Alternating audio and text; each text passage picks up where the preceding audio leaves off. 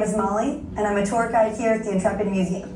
You're about to explore the former USS Growler, a guided missile submarine that served during the Cold War. I'd like to share some background on Growler to prepare you for your visit and give you a better understanding of this submarine's significance.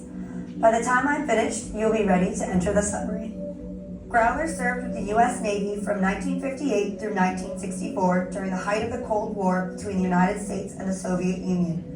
Growler represents an early effort by the Navy to use submarines as launch platforms for nuclear missiles. Growler carried 4 Regulus-1 cruise missiles. The Regulus-1 missile was essentially a radar-guided jet aircraft that carried a nuclear warhead. Each missile had a maximum range of 500 miles and was powerful enough to destroy an area as large as New York City. Growler was a key part of the United States nuclear deterrence strategy.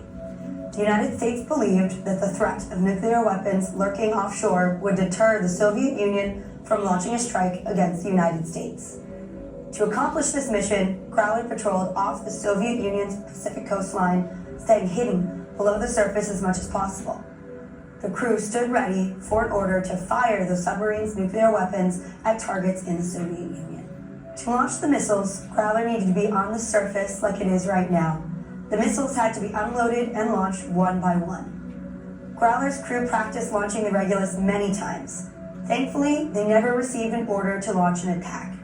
Many crew members believed that if they launched a missile, they would be quickly discovered and destroyed by the enemy. They lived with this risk every day while on patrol.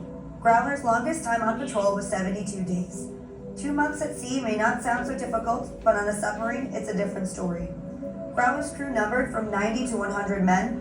They worked, slept, ate, and relaxed inside these close quarters. While on patrol, Growler stayed below the surface. The crew could not leave the submarine. They had no sunshine, no starlight, and very little fresh air. As you move through the submarine, imagine what life was like for these men, and keep in mind that every single one of them served on Growler voluntarily.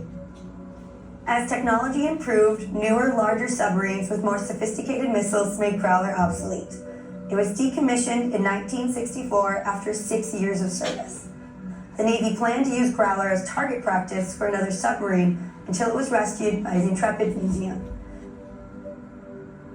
In 1988, Congress turned control of Growler over to the museum, and it opened to the public a year later. Growler is now the only U.S. Navy missile submarine open to the public.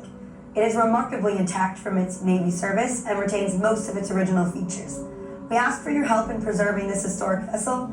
Please do not touch anything inside the submarine and do not bring in food or drinks.